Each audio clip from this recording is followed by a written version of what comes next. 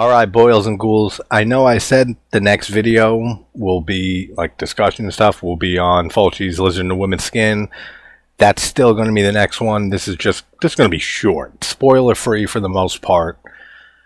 Because this is a movie you really have to experience and watch it yourself and make your own opinions on it. And this is the Canadian slasher film In a Violent Nature from this year, directed by Chris Nash, who did one of the segments in ABCs of Death 2, the anthology.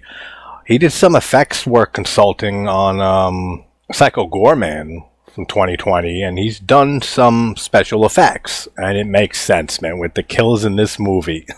Now, the first thing with this movie is it's not for everybody.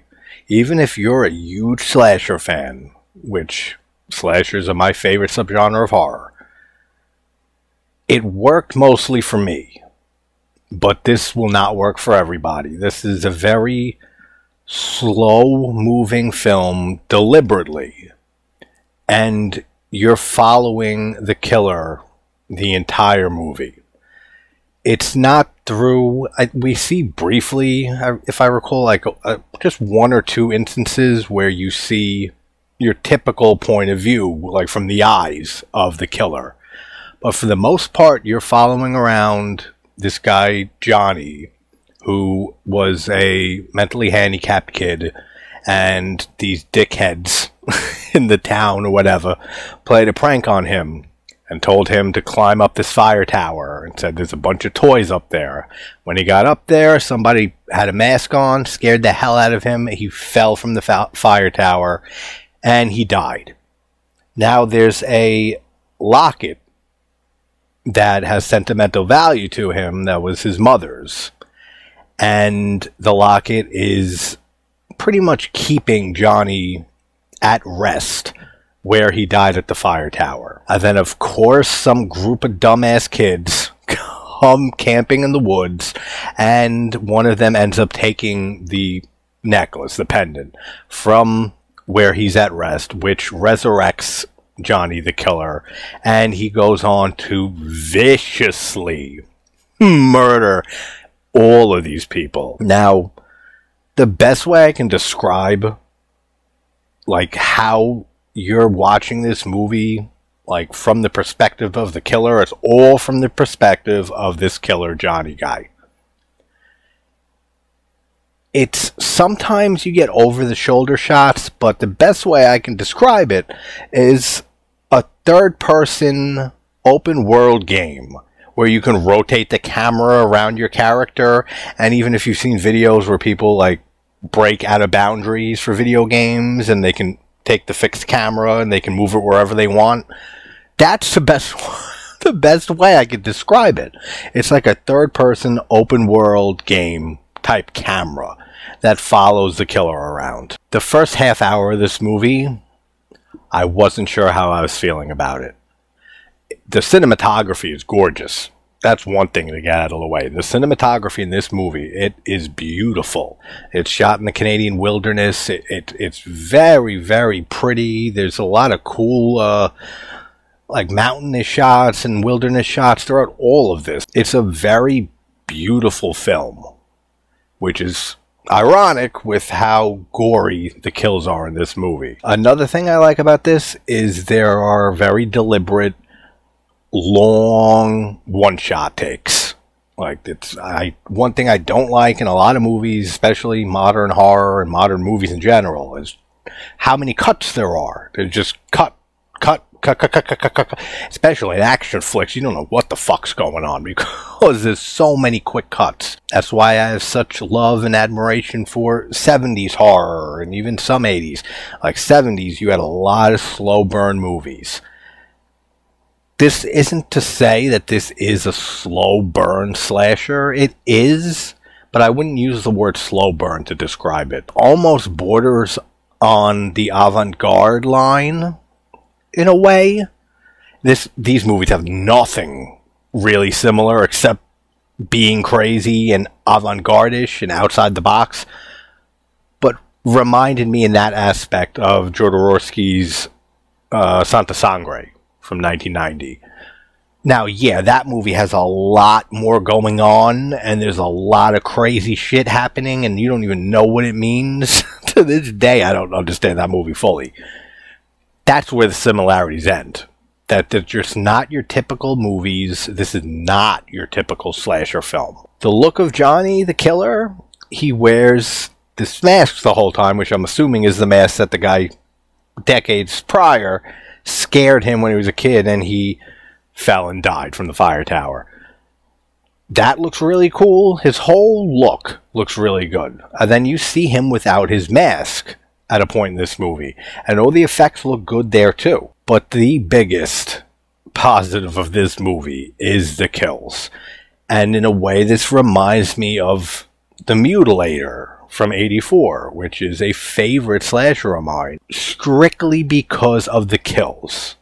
The rest of that movie is awful. Like, I know, but it just has a lot of charm to it. It's an 80s slasher.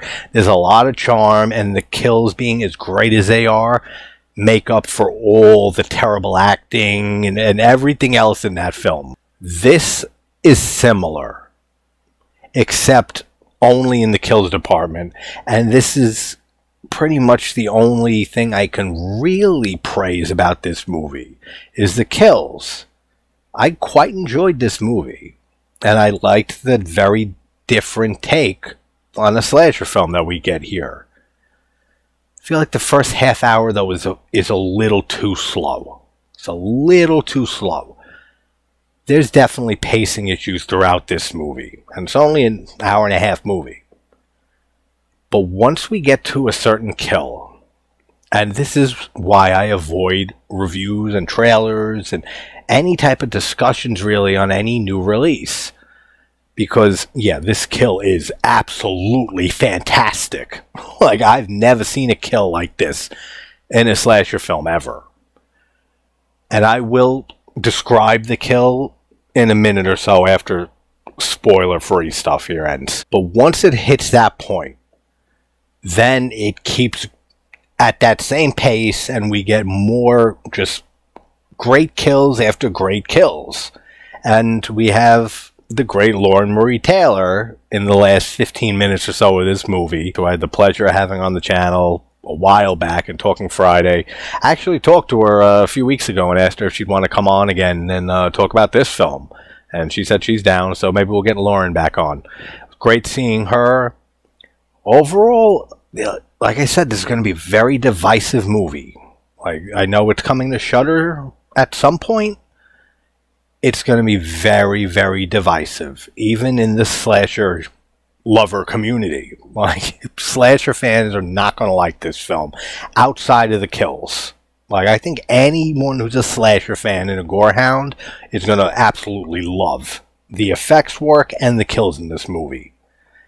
Everything else, the characters, they're not memorable or that likable, but I can't really call that a negative, as you're spending most of, if not all the time, with Johnny, the killer.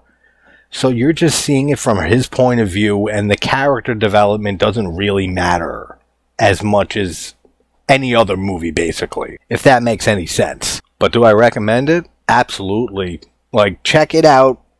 Give it one watch just for the kills alone. But that's in a violent nature. I was looking forward to this movie a decent amount. And that kill, now this is why I lost my train of thought earlier, like always, why I don't like hearing anything about a movie.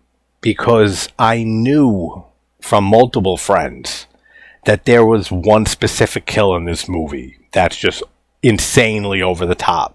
So I was looking for that as the movie progressed. And it does a good job of diverting your expectations when we finally get that kill, because something happens first, and I said, that looks really good. And then you don't think it's going to continue.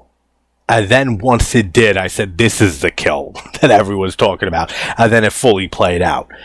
I just wish I didn't hear about it, so I would have been much more blown away by it, even though I was. But I wouldn't have been looking for it and waiting for it to come, so it would have been much more of a surprise. But that kill, spoilers here. This girl is getting chased by Johnny, and she gets chased to a cliffside. And then she's deciding in her head, you know, just jump and not get mutilated by this dude. And before she can make the decision, Johnny, his main weapons, he has an axe and he has these hooks with chains attached to them. So great shot from staring right at her, and then he takes one of the hooks and pushes it through her midsection and then yanks it out. And you think that's it. Then he spins her around and he takes the hook and he slams it in the top of her head. The chain is still through her front section, so it's hooked here through the hole in her body. It then snaps her neck down. Great effect too, the back of the neck, how you see the crack and like the bump there. Then he continues to pull her head down through the hole in her body and using his foot and shit to put on force to really, and then yanks her entire head forward through the hole and to the back of her body, and then pushes her off the cliff. What a fantastic kill. What great effects work.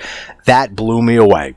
I just wish, like I said, that I didn't look for that kill, like the money shot kill of this movie, coming the entire film. Like, I was looking for it. All the kills are very, very good, though. We get a nice axe to the face repeatedly, and that looks great. We get a head smash with a rock, and that looks excellent, too. Everything about the effects and the kills in this movie. So, if you're a huge slasher fan, you love gore, you love good effects, check it out just for this. But it was an interesting, fun watch. So, alright guys, next one is Fulci's Legend of Woman's Skin. Tonight, we have Ginger Ninja's watch party, an anniversary stream, me, Keith over at Agoraphobe. I think Russell said he'll be hopping on also, so that'll be fun. And, of course, Ginger will be on his channel watching Night of the Comet tonight. So definitely come hang out with us, watch Night of the Comet. That's a movie I haven't seen in years, so this is going to be a fun rewatch. But, alright, guys, hope everyone's having a good morning, afternoon, or night. I will talk to you soon. Take care, everybody.